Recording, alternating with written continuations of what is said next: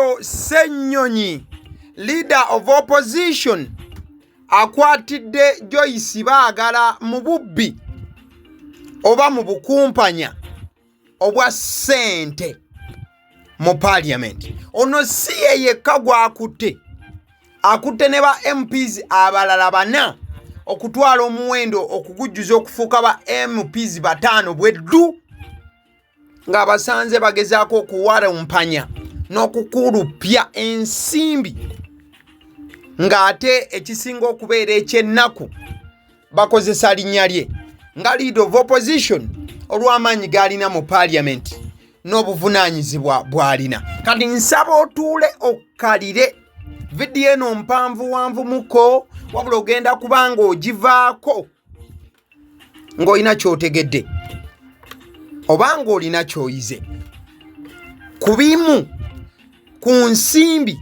eziri mu kuwulumpanyizibwa ba MP bammwe be mwasitika ne musindika mu parliament babakiikirire, wabula nga we baatuukayo buli lunaku olukya wabaawo ensimbi eziwanyisiganyizibwa mu mikono. Eno vidiyo tetusoose kwogera ku bukadde 10 obadde bwogerebwa emabegaawo, zino ssente endala mukwano gwange ze twogerako eddakiika eno, wabula ate era vidiyo eno gyesemba emabega waliwo ebipya ebifulumye ku bukadde 10 mu parliament ng'ate ku luno ne yazirya omuba mukwatidde mu kituli. Kale katusooke ku bbaluwa gye nkulaze wano mukwano gwange, ebbaluwa ewandiikiddwa leader of opposition olunaku olwaleero ng'ategeeza bannayuganda ku bubbi bwe yasanzeemu Joyce Bagala wamu ne ba MPs abalala. Kale tutandike bwe tuti. Joyce Ssenyonyi bw'awandiise ebbaluwa atandise agamba nti fraud alert, oba nti ayagala kutegeeza bannayuganda ku bukulupya, obuyaaye n'obulimbalimba obw'aba MPs bagenda okuba nga ayogerako abakoze embeera y'ekikwesikwesi okubba ssente mu parliament, wabula ng'erinnya lye bakozesa wano nawali. Wuliriza bw'oti. Joyce Ssenyonyi awandiise n'agamba bw'ati: These 5 honorable colleagues, Joyce Bagala, Kakembo Mbwatekamwa, Juliet Kakande, Lumu Richard and Najuma Sara, obtained an invitation in my name from some organization in Kenya. Joyce Ssenyonyi n'agamba nti bakoligi banne bataano mu parliament, okuli Joyce Bagala, okuli Kakembo Mbwatekamwa, okuli Juliet Kakande, okuli Lumu Richard ne Najuma Sara, abo bonna ba honorable oba ba MPs. Bw'owulira erinnya lisomewa tekuliko honorable, bw'atyo Joyce Ssenyonyi bw'abawandiise nti ba MPs bano honorable Joyce Ssenyonyi bayogerako nti baafunye okuyitibwa e Kenya. Waliwo ekitongole kyayise ba MPs bano, wabula nga mu kubayita baabayise nga bayita mu linnya lya leader of opposition Joyce Ssenyonyi. Awo si we wali obuzibu. For them to attend some random workshop in Mombasa next month for 2 weeks. Kati bano nti babayise okugenda e Kenya okwetaba mu workshop emu, wabula workshop eno ngegenda kubeera mu Mombasa nga yakumala weeks 2. Ebimu ku bifaananyi byolaba bye byaba MPs bano abakoze olukwesikwesi okulaba nga bayita mu linnya lya Joyce Ssenyonyi okubaako ebyawe bye bayisaako n'okubaako akasente ke baza mu nsawo zaabwe. Ngenda kubanga nkunnyonnyola MP omu ku omu, amannya ge, avaawa era akiikirira abantu beewa. Tugende mu maaso. Bino bya Joyce Ssenyonyi yawandiise era bye nkusomera. Agamba bw'ati: One MP even lobbied for his name to be added using a pen after the letter was received by them. Nti okumanya bano bakoze obukulupya obususse, kuliko MP omu eyayongedde n'akola olukwesikwesi olususse n'akwata pen n'ateeka erinnya lye ku bbaluwa eno ng'erinnya lye teryabaddeko, nga amannya gonna agawandiikiddwa gakozesezeddwa kompyuta ne gatayipingibwa, wabula nti MP ono ye yakutte pen ku lupapula luno olw'ebbaluwa erinnya lye n'abaako waali wagika bw'ati n'alinyiganyiga n'agamba nange munteekeko nina okugenda e Kenya nange ssebo temundeka wano nina okugenda e Mombasa ssebo ate ng'ebbaluwa eno twagiwandiise tulaga yawandiikiddwa ng'eraga nti Joyce Ssenyonyi ekintu akirimu wakati. Joyce Ssenyonyi agere maaso n'okunyonyola agamba bw'ati they then forwarded it to the speaker for clearance for them to be facilitated for the 2 weeks trip. Nti kye baakoze ebbaluwa eno ne bagiweereza eri sipiika wa parliament. Sipiika akole clearance oba sipiika ateekeko omukono abawe yes n'okukkiriza okukwata mu kittavu ky'eggwanga n'ensawo ya parliament bano baweebwe omusimbi ogutokomoka bagende ku lugendo lwa wiikisi 2 n'ambirira. Tweyongereyo maaso obuzibu Joyce Ssenyonyi abusanzewa kuba MPs bano benkulaga ku video eno nagambye nja kunyonyola omu ku omu nawa gyava. The challenge is that they didn't inform stroke consult me that they would use my name to obtain this invitation. Joyce Ssenyonyi agamba nti obuzibu obusinze okufubutuka tebaamutegeezezzaako tebaamwebuuzizzaako yadde okumugamba nti erinnya lye erya Joyce Ssenyonyi lye bagenda okukozesa ye nga leader of opposition okulaba nga bafuna okuyitibwa e Kenya. So they impersonated me. Nti nabwe kityo erinnya lyange ne balikozesa mu bukyamu okuyisaawo ebyabwe. Even more problematic nti okwongera ebizibu ku kino kye baakoze. The list includes an NRMMP. Mbu ekisinga okuluma Joyce Ssenyonyi nti ku list eno ate baataddeko ne batandika baataddeko ne MP nga wa NRM. Ono nga ye mukyala amanyiddwa nga Najjuma Saara owe Nakaseke. Yoyo golaba ku screen kugambe ngenda kuba kunyonyola omu ku omu mu maaso wali. On the opposition delegation, which apparently is to be led by myself as LOP. Nti bakutta omukyalo ono wa NRM Honorable owe Nakaseke ne bamuteeka ku bintu bino kyokka nga balaga nti ebintu bya opposition era nga balaga nti bano bagenda ku lugendo luno nga opposition. Kati ate mu kugenda kwabwe kwe bagenda okugenda nti Joyce Ssenyonyi bamutaddeyo nti yagenda okubakulembera olw'ensonga bagenda nga aba opposition wabula baataddemu n'owa NRM nga Joyce Ssenyonyi talina kyamanyi n'ekimu bwe kiti. Tugende mu maaso. All this while I had no knowledge about this supposed trip or the entire scheme of these members until I somehow landed on this later. Nti ebbanga lino nga bakola bino byonna mbadde sirina kyemmanyi yadde ku lugendo luno wadde bino bye bapanze bonga ba honorable paka wengudde ku baluwa eno. Baluwa gyagamba yeyo gyolaba ku screen mukwano gwange. Agamba nti why would honorable members choose to behave fraudulently like this? Nti lwaki bammemba ba parliamenti bandyagadde okweyisa mu ngeri ey'ekiferefere ey'obukuluppya n'obuyaayeyaye bweti. Tukole bwe tuti ebbaluwa eno kangikusemberezeeko osooka olabe kyenkunyonyola mukwano gwange. Wetegereze bulungi ebbaluwa eno. Ebbaluwa eno yabaddeko ba honorable bana. Kati honorable eyakutte peni ne yeeteekako ye honorable lumu. Bannange mu parliament awo osanga embeera eno yonna. Kuliko honorable Najjuma Saara, honorable Nakabuye Juliet Kakande, honorable Kakembo Michael, honorable Joyce Bagala Ntwatwa ku baluwa eno. Kati ye honorable lumu ku baluwa yabadde taliiko. Osanga nga ne mu nteekateeka taliimu. Kati ye kye yakola n'akwata peni ne yeenyigawo n'awandika nti nange honorable lumu kwendi temuneerabira. Parliament of Uganda, PO Box 7178, Kampala, Uganda. RE, invitation to a workshop on inclusive leadership and governance for social equity and development to be held from 18th to 31st May 2025 at Sai Rock Hotel in Mombasa, Kenya.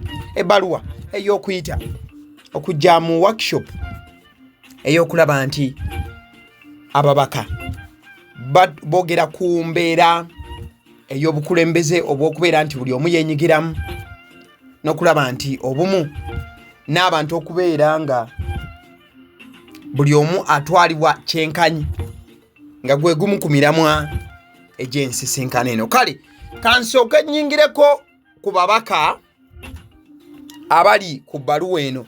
Joel Ssenyonyi gy'agamba nti ababaka banne baamukozeeko obufere ne baagala okubba n'okufuna ebyessava nga bayita mu linnya lye. Omukyala gw'olaba ku screen eddakiika eno ye Joyce Bagala, Honorable wa NUP, era ng'omukyala ono ava sayidi eyo ez'Emityana sayidi eyo.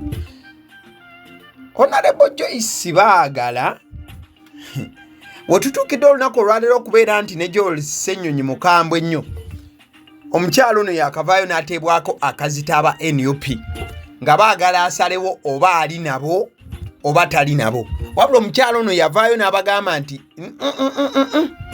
temutandika bintu byammwe ebyo, ensonga teri ku kaadi ya kibiina nga ki NUP, ensonga eri ku kuweereza bantu. Nze Joyce Bagala sijja kwewuubanga ku kitebe kya NUP buli kadde ng'ate nina abantu ab'okuweereza. Eyo ye yali reply ya Joyce Bagala nga yanukula aba NUP abaali bamugambye okwetonda okuva ku directive eyava ewa Honorable Muwanga Kivumbi, Deputy President wa NUP mu Buganda. Joyce Bagala y'omu ku bali ku bbaluwa eno ababadde bakola olukwesikwesi nga Joel Ssenyonyi bw'agamba basobola okutawanyika bave mu Uganda bagendeko mu lukuŋŋaana okumalayo weeks 2 bweddu. Omukulu gw'olaba eddakiika eno ye Honorable Kakembo Michael Mbwatekamwa. Honorable ono akiikirira bantu b'entebe. Kigambibwa nti ono naye ku bbaluwa eno ey'okubeera nti baagikoze mu buyaaye nga Leader of Opposition Honorable Joel Ssenyonyi takimanyiiko, ku bbaluwa eyo naye kwali. Ono nno naye yakalabwako ennaku nga 5-6 emabega ng'awanda busagwa eri ekibiina kya NUP bwe yabagambye nti tebajja kutandika kubatiisatiisa, era ng'agamba nti ye ku ground alina amaanyi, era yayanukudde abatwala ekibiina ki NUP n'abagamba nti ebyo byotugamba nti twetonde, mwagala twetonde, twakola musango ki ogwo gwe mutuvunaana nti kale twazza musango bwe guti katuveeyo twetonde? Mubeeko ne kyemutulaga ekituufu kyemugamba nti no twakola awo tujja kubanga twetonda. Wabula we kitaba si ekyo tetulina kye twakola NUP, fe tuliwo kuweereza bantu. Era Honorable ono yagambye nti ku ground amaanyi bagalina, nti era NUP ereme kubeera ng'egamba nti bo nga ba MPs ba NUP abatanneetonda nti ejja bakuba akalulu nedda. Kati Honorable gw'olaba ku screen eddakiika eno ye Honorable Rumu Richard. Honorable ono ava Mityana South. Honorable ono wa DP, era kiba kitegeeza nti ava ku side eya opposition. Honorable annyonnyola bw'ati, bw'oba ojjukira bulungi, Honorable ono by the way ye yeetadde ku lisiti eno, ye yawandiisizza pen. Erinnya lya Honorable ono ye Honorable Lumu, yali ku pen, yali ku lupapula luno ng'awandiisizza peni. Honorable ono gye buvuddeko afuna obutategeeragana oba afuna okubeera nti Joel Ssenyonyi atandika obutamwagala oba obutakkiriziganya naye olw'ensonga nti yaleeta ekiteeso mu parliament ng'agamba nti baagala Leader of Opposition atandike kubanga alondebwa bulondebwa kalulu, ng'ababaka mu parliament bakuba nti Leader of Opposition gwe twagala ye Joyce Ssenyonyi oba nedda twagala zaake yabakikwatamu oba nedda twagala gundi yabakikwa wabula ng'ekibiina si kye kiba kironda leader of opposition nga bwe kiri mu ssemateeka kati nti ekibiina ekisinga ababaka mu parliament kye kirina okulonda leader of opposition. Kati honorable oyo olumu yavaayo ng'agamba nti nedda kino tekijja kubanga kikola bwe kityo. Era nzijukira yaweebwa n'akadde agende yeebuuze ku bantu n'okubanga ateekateeka bulungi ebbaga eryo. Kati omu ku bantu aboogeddwako ennyo mukazi wattu n'asimbwamu olunwe ye mukyala gw'olaba eddakiika eno. Omukyala ono ye honorable Najjuma Saara, ono nno honorable ava Nakaseke, yono honorable wa NRM gwe bagamba nti baamugasse ku kipapula. In fact ekipapula ekyo honorable ono yakisookako waggulu wabula nga honorable ono wa NRM si wa opposition. Kyokka nga olukuŋŋaana olwogerebwako baayise delegation eya opposition mu Uganda ng'erina okukulembebwa leader of opposition LOP mu mbeera efaanana bwetyo. Omukyalo omulala gwe sikulaze ye honorable Juliet Kakande owa Masaka City naye nga wa NUP. Kale Joyce Ssenyonyi mukambwe agamba nti bano bakozesezza erinnya lye mu buyeekiyaaye okwagala okubaako ebyessava bye bafuna n'okuba nti bagenda ku lugendo nga tamanyi ate nga sente za muwa musolo ze zigenda okuba nga ziriibwa. Tuba tuli awo leader of opposition yavuddeyo olunaku lweggulo n'ataakaka. I officially wrote to the IGG requesting her to investigate the 100M surreptitiously given to MPs. Initially, some called it a street talk. Others said I should apologize to MPs for telling lies about them, while others even threatened court action against me. Leader of opposition ngagamba bwati nti olunaku olweggulo nawandiikidde IGG nga musaba atandika okukola okunoonyereza. IGG mukwano gwange tamanyi yabeera kaliisoliiso wa gavumenti nga musaba atandika okunoonyereza ku bukadde 10,000 ezaweebwa bammemba ba parliament.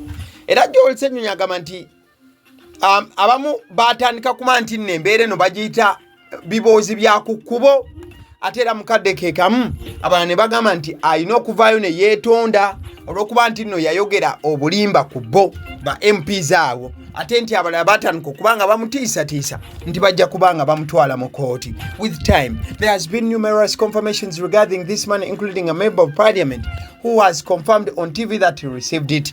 Wano no Joyce Ssenyonyi n'agamba nti naye ng'ebyo biri awo waliwo ne member wa parliament eyavaayo n'akakasa butereevu ku TV nti ye ensimbi yazifuna. Kati member wa parliament kigwe boogerako mukwano gwange sooka osigale ku video eno.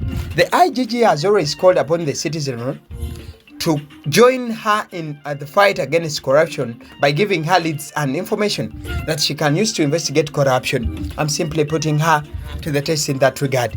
Joyce Ssenyonyi n'agamba nti